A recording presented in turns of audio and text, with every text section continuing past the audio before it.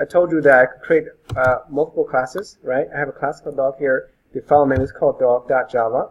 I could create a class in here as well, class cat. Okay, so it's in the same file.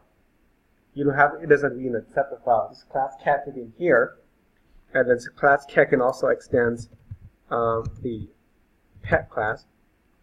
As you can see now, completely, it's in the same file as a dog, and I can go back here and create another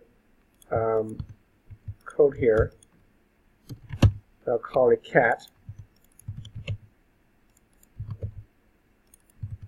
Okay, so you see that it's completely legal and completely fine.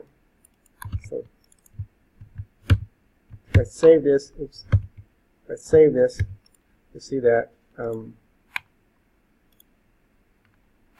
have a cat, dog, pet, and a cat, right? So it works just fine.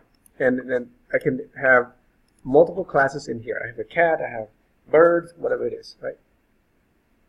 So you have multiple classes in a single file. It's completely fine. Again, not recommended, but you can. It's really hard to manage. You cannot find what things are. Then you also have subclasses as well. So in here, on the subclass, nested classes. Instead of cat class, I could have a class called Calico. Any type of cat, right? Class. And you can see that a nested class inside another nested class inside of the class as well. Okay. One reason why you do this, like in the student class, the student you have, I showed you earlier, you have an address. So you can put that address as a subclass for, a nested class of the student class. You have another address class inside the faculty class, so they have their own nested class inside that are unique to that class only.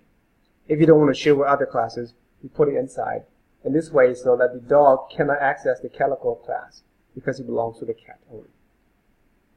Okay?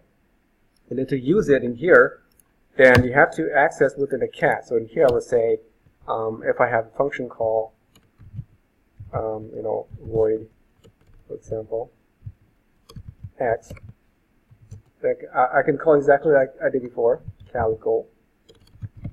C is equal to new Calico. Right? Exactly the same. It's a class, but it's only inside here.